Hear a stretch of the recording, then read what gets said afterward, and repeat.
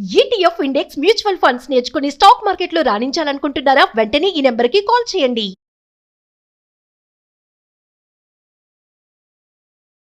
నమస్తే, welcome back to Suman TV. Present మనతో పాటు ఉన్నారు stock market analyst Sundar Rama Reddy గారు. నమస్తే సార్. నమస్తే. సార్, ఎనీబడి క్యాన్ ట్రేడ్, మరి అది సీజన్ ప్రోగ్రెస్ ఏం లేదు, ఎన్ని అప్డేట్స్ ఏం చెప్పట్లేదు, ఏం జరిగింది అసలు? యా అంటే రెగ్యులేటరీ ఇష్యూస్ వస్తాయని సంగతి తెలిసింది మాకు, కాబట్టి ఇంత ఫాస్ట్గా వస్తాయి అనుకోలేదు. అండ్ ఫస్ట్ మేము వార్నింగ్ వచ్చిన కొంతకాలం కంటిన్యూ చేసాము. అంటే ఫైనల్గా ఇక మా అకౌంట్లో బ్లాకేజ్ స్టేజ్ వచ్చిందనమాట. ఇంకా తప్పదు కాబట్టి మేము దాన్ని ఇంకా ఆపేసాము. అండ్ డిజిటల్గా ఎక్కడ కూడా ఉండకుండా మొత్తం అంటే ఎనీబడి కంటే ఫుట్ ప్రింట్స్ కూడా ఎక్కడ లేకుండా డిజిటల్గా మొత్తం కూడా యూట్యూబ్ నుంచి డిలీట్ చేసామన్నమాట. చాలా మంది కాల్స్ కూడా మాకు నెంబర్ ఆఫ్ కాల్స్ దీని మీదే వస్తున్నాయి. ఎందుకు అవన్నీ డిలీట్ చేశారు, ఏంటి అనే రీజన్ ఏంటి అని కూడా అడుగుతున్నారు. అంటే ఆల్మోస్ట్ మనం 29 సీజన్లు చేసామండి. అండ్ ఈచ్ సీజన్కి యావరేజ్ మీద మనం 5% మనీ మేక్ చేసాము. అండ్ అందరికీ తెలిసిందే, సెబీ గైడ్లైన్స్ ప్రకారం మనం ఏ ఒక్క స్టాక్ కూడా and buy price, target price, stop loss లాంటివి ఇవ్వకూడదు అనమాట పబ్లిక్ ప్లాట్ఫామ్ మీద. అండ్ ఇండియాలో ఎవరైనా అంటే content, stock market content generate చేసుకుంటూ మనీ మేక్ చేయాలంటే ఒకటి యూట్యూబ్ ఇన్కమ్ ఉంటుంది. మనం సొంత ఛానల్ అనుకోండి, యూట్యూబ్ పెట్టుకోవడం ద్వారా మనకి యాడ్సెన్స్ ఇన్కమ్ వస్తూ ఉంటుంది, అలా వస్తుంది. మాకైతే ఇంతవరకు ఏ యూట్యూబ్ ద్వారా ₹1 కూడా మేము ఛార్జ్ చేయలేదండి. జస్ట్ ఏ కంటెంట్ ఇచ్చినా సరే మేము అంటే ఫ్రీగానే కంటెంట్ జనరేట్ చేస్తాం, అది ఏ ఛానల్ అయినా సరే. అండ్ రెండోది, ఇక వేరే రూట్లో మనీ మేక్ చేసుకోవాలనుకుంటే ఒకటి మ్యూచువల్ ఫండ్ డిస్ట్రిబ్యూటర్ తీసుకున్నారనుకోండి, వాళ్ళు రెగ్యులర్ ఫండ్స్ అమ్ముతారు కాబట్టి వాళ్ళకి ఆ రూట్లో 1% కమిషన్ దాకా వస్తుంటుంది. మా దగ్గర మేము మ్యూచువల్ ఫండ్స్ ఎగ్జామ్ పాస్ అయినా సరే మేము ఆ రూట్కి వెళ్ళలేదన్నమాట. అంటే ఇండియాలో మీరు స్టాక్ అడ్వైజరీ తీసుకుంటేనేమో రీసెర్చ్ అనలిస్ట్ ఎగ్జామ్ పాస్ అయ్యి సెబీ దగ్గర రిజిస్ట్రేషన్ చేసుకోవాలి, అది స్టాక్ అడ్వైజరీ చేయొచ్చు. లేదు అంటే పర్సనల్ ఫైనాన్స్ అడ్వైజ్ చేసుకోవచ్చు. ఇన్వెస్ట్మెంట్ అడ్వైజర్ లెవెల్ 1, లెవెల్ 2 ఆ 2 ఎగ్జామ్స్ రాసి అంటే సెబీ దగ్గర పర్మిషన్ తీసుకోవాలి. అంటే సెబీ దగ్గర పర్మిషన్ తీసుకొని స్టాక్ రికమెండేషన్ చేయొచ్చు, లేదా పర్సనల్ ఫైనాన్స్ చేసుకోవచ్చు, ఆ 2 చేసుకోవచ్చు. అండ్ ఆ 2 తీసుకుంటే మనకి మనీ వచ్చి చాలా తక్కువ ఉండదు, అంత పెద్ద మనీ ఏమి ఉండదు. రెండోది కూలింగ్ పీరియడ్ అంటారు. మీరు ఏదైనా అడ్వైజ్ చేసేటప్పుడు 1 మంత్ ముందు మనం తీసుకోకూడదు, తీసుకున్న తర్వాత కూలింగ్ పీరియడ్ అంటారు. మళ్ళీ ఆ తర్వాత కూడా మళ్ళీ 15 days దాకా నువ్వు తీసుకోవడానికి కుదరదు అనమాట. అంటే అడ్వైజ్కి ముందు నువ్వు తీసుకోకూడదు, అడ్వైజ్ తర్వాత మళ్ళీ 1 week 10 days ఏం తీసుకోకూడదు. ఎనిబడి కంటే ఏంటంటే మేము తీసుకొని మీకు చెప్తున్నాం, మేము ఏం తీసుకున్నా సరే అవి మేము ఇన్వాల్వ్ అయిన తర్వాతనే మీకు చెప్తున్నాం అనమాట. అవి అలా చేయకూడదు అనమాట. అందుకని మేము ఆ 2 రూట్లోంచి ఏది కుదరదు మాకు, ఈవెన్ దో మేము ఎగ్జామ్స్ అన్ని పాస్ అయినా సరే ఆ రెండింటిని.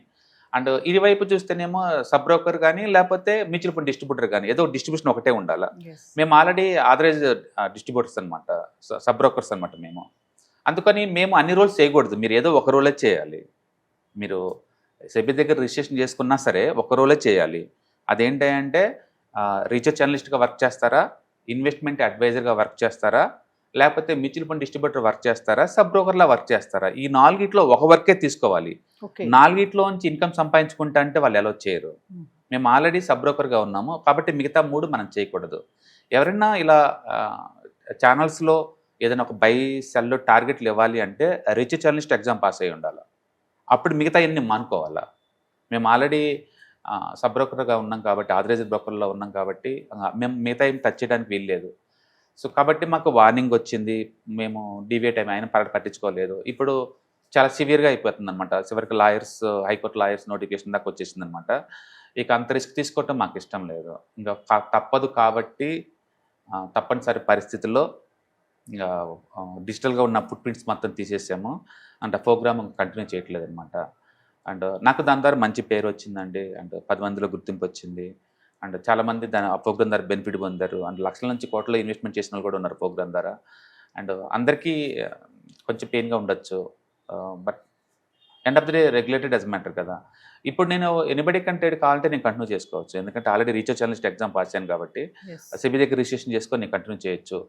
చేసుకున్నా సరే నేను ఇన్వెస్ట్ చేయకూడదు. ఇంకా నేను ఇన్వెస్ట్ చేయకుండా మీకు చెప్పాలి. అండ్ చెప్పిన తర్వాత కూడా మళ్ళీ 10 days వరకు నేను మళ్ళీ తీసుకోకూడదు. నేను నేర్చుకుంది నాకు సంపాదన కోసం, పక్కన వాళ్ళకి ఇది చేయటం కాదు కదా. అందుకని నాకు అదే ఇంకా ఎథికల్గా అనిపించట్లేదు, అందుకని ఇంకా ఆపేసాను దాంతో. సెబీ గైడ్లైన్స్ అంటున్నారు కదా సార్, ఏమున్నాయి గైడ్లైన్స్? సెబీ గైడ్లైన్స్ ప్రకారం ఏంటంటే మీరు ఏదైనా కంటెంట్ ఇచ్చినప్పుడు బై సెల్ పబ్లిక్ ప్లాట్ఫామ్ మీరు చేయకూడదు. మీరు కొని వేరే వాళ్ళ చేత కొనమని చెప్పకూడదు, మీరు ముందే కొని. ఓకే. అండ్ వేరే వాళ్ళు చెప్పిన తర్వాత కూడా కూలింగ్ పీరియడ్ ఉంటుంది, ఆ టైం వరకు మీరు కొనడానికి వీల్లేదు. అంటే మీరు సలహా మాత్రం ఇవ్వండి అంతే, మీరు కొనడానికి వీల్లేదు, కొనమని చెప్పకూడదు. పబ్లిక్లో ఎవరికి కొనమని చెప్పకూడదు, పలానా చోట Okay. కొనండి, పలానా చోట అమ్మండి అని మీరు చెప్పకూడదు. అలా చెప్పాలంటే మీరు రీసెర్చ్ జర్నలిస్ట్గా ఎగ్జామ్ పాస్ అయ్యి సెబీ దగ్గర రిజిస్ట్రేషన్ చేసుకొని ఆ ప్రొఫెషన్లో మీరు చేయండి.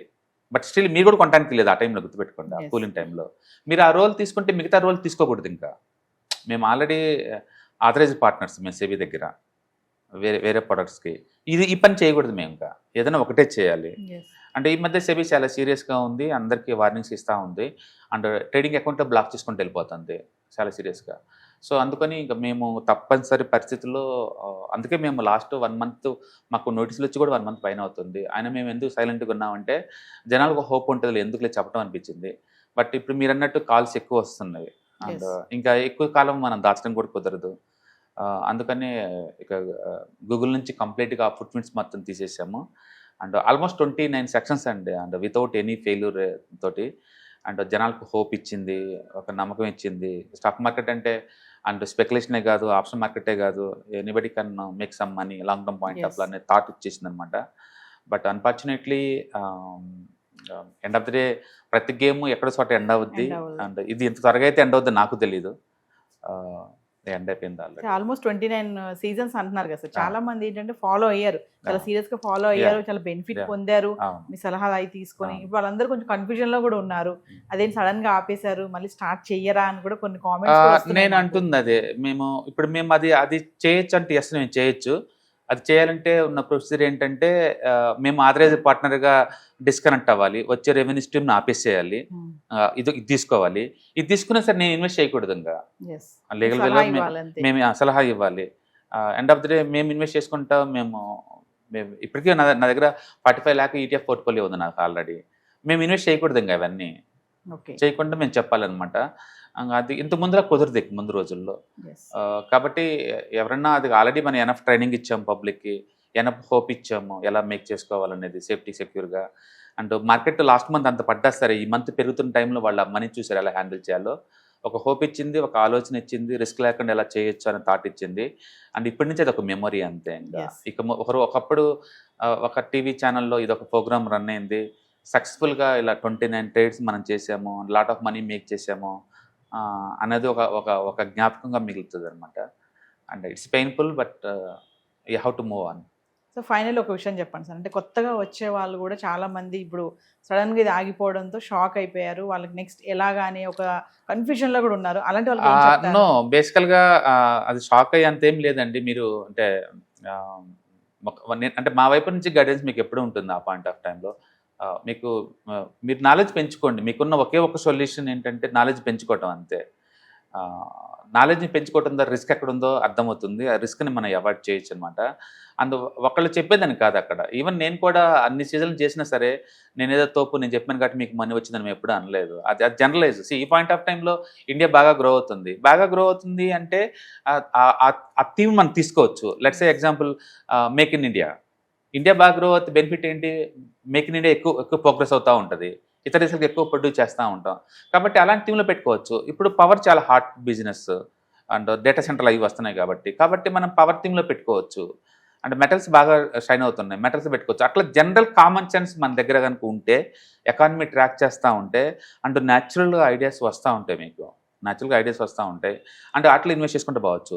ఇదంతా లేదు అనుకుంటే ఎనఫ్ మ్యూచువల్ ఫండ్స్లో పెట్టుకున్నా కూడా మీకు వస్తుంది. ఓకే, మేబీ ఫ్యూచర్లో మేము ఆథరైజ్ పార్ట్నర్గా స్టెప్ డౌన్ అయితే కనుక ఇంకొక రోల్ తీసుకున్నప్పుడు మేము డెఫినెట్గా ఈ రోల్ తీసుకుంటాం. బట్ ఏది తీసుకున్నా సరే ఇక నేను ఇన్వెస్ట్ చేయడం కుదరదు దాంట్లో. ఆ రోల్ నేను తీసుకున్నా సరే నేను ఇన్వెస్ట్ చేయకూడదు. ఇంతకుముందు నేను చేసి మీకు చూపించాను, అండ్ ఇప్పుడు అది కుదరపోవచ్చు, ఇంక ముందు రోజులు కుదరదు అనమాట. And it's a time to move on to the new products అంటే తప్పదు. అంటే మనకు ఒక్కసారి అర్థమవుతుంది ఏదైనా జాబ్ పోతే వాళ్ళు ఎందుకు సఫర్ అవుతారని. ఇప్పుడు అరాకల్లో 12,000 మందిని పీకేశారంటే వాళ్ళు ఆ కన్ఫ్యూజన్ ఏమిటో మనకు ప్రాక్టికల్గా అర్థమవుతుంది అక్కడ. ఈ ప్రోగ్రామ్ పోవటం ద్వారా నాకు పోయింది ఏం లేదు. నాకు బోల్డెన్ రెవెన్యూ స్ట్రీమ్స్ ఉన్నాయి, ఇది నెంబర్ ఆఫ్ స్ట్రీమ్స్ ఉన్నాయి నాకు. నా లైఫ్ ఇక్కడ ఏం ఆగదు. ఇంతతో నేను ఆపేసినా సరే నాకు passive ఇన్కమ్మే lakhs of the money I can get per month అనమాట. ఆల్రెడీ నాకు ఆ స్ట్రీమ్స్ ఉన్నాయి. బట్ నా గురించి అని కాదు, అసలు బేసికల్గా ఒక మంచి థాట్ ప్రాసెస్ చెప్తున్నాను. సడన్గా ఏదైనా నీకు ఇష్టమైన ప్రోగ్రామ్ నీ నుంచి దూరం చేసామనుకోండి, ఇట్స్ ఏ డిస్కంఫర్ట్ ఫీల్ అవుతూ ఉంటారు అనమాట. But end of the day regulatory ఇష్యూస్కి మనం ఆపోజిట్ వెళ్ళలేము. అదే టైంలో దాన్ని షార్ట్అవుట్ చేసుకునే ఛాన్స్ కూడా లేదు, ఎందుకంటే మేము ఆల్రెడీ ఒక స్ట్రీమ్లో ఉన్నాం. ఆ స్ట్రీమ్ కట్ చేసుకుంటేనే ఈ స్ట్రీమ్ రాగలుగుతాము. ఎస్ బట్ ఈ స్ట్రీమ్ కట్ చేసుకున్నప్పుడు వచ్చే రెవెన్యూ లాస్ని ఈ స్ట్రీమ్ ద్వారా మేము ఫిల్ చేయలేము. ఇంకా తప్పదనమాట. అండ్ ఈవెన్ 29 సీజన్స్ కూడా గాడ్ గ్రేస్ మాకు ఛాన్స్ ఇచ్చాడు. అండ్ సుమన్ టీవీలో సపోర్ట్ దొరికింది. అండ్ మీరు కావచ్చు, విష్ణు కావచ్చు, అందరే యాంకర్స్ మాకు సపోర్ట్ చేశారు. అండ్ పబ్లిక్ బాగానే ఇన్వాల్వ్ అయ్యారు. అండ్ ప్రతి ఒక్కరికి ఇంక్లూడింగ్ ఎవరైతే పార్టిసిపేట్ చేశారో వాళ్ళందరికీ, యాంకర్లకి, సుమన్ టీవీ యజమానానికి అందరికి కూడా నా ధన్యవాదాలండి. అండ్ ప్రోగ్రామ్ అందరికీ మంచి పేరు ఇచ్చిందండి. అందరికీ మనీ వచ్చింది. Maybe couple of members hurt అయి ఉండొచ్చు. తెలుసు తెలియక మనం ఏదన్నా మాట జారినా కూడా మన మనుషులు ఎండ్ ఆఫ్ ది డే తప్పులు చేస్తూనే ఉంటాం, ఫిక్స్ చేసుకుంటూ ఉంటాం, ముందు పోతూ ఉంటాం. అంతేగాని మూవ్ ఎప్పుడు ఆగిపోకూడదు ఒక ప్లేస్లో. ఎక్కడ తప్పు జరిగిందో నాకు తెలియదు. బట్ అది రెగ్యులేటరీ ఇష్యూస్ కాబట్టి నేను దాని మీద కామెంట్ చేయకూడదు. ఇట్స్ మెమొరీ అంతే. Thank you thank you. Hi, markets చాలా వాలటిలిటీ నేను భయపడుతున్నారా? మార్కెట్ ఆల్ టైమ్ హైలో ఉందని దూరంగా ఉండాలనుకుంటున్నారా? ఏది రైట్ టైం మార్కెట్లో ఎంటర్ అవడానికి, ఏది బెస్ట్ టైం మార్కెట్లోంచి బయటకు పోవడానికి తెలుసుకోవాలనుకుంటున్నారా? మార్కెట్లో mutual funds, ETFs, index funds ద్వారా మనీ మేక్ చేద్దాం అనుకున్నారా?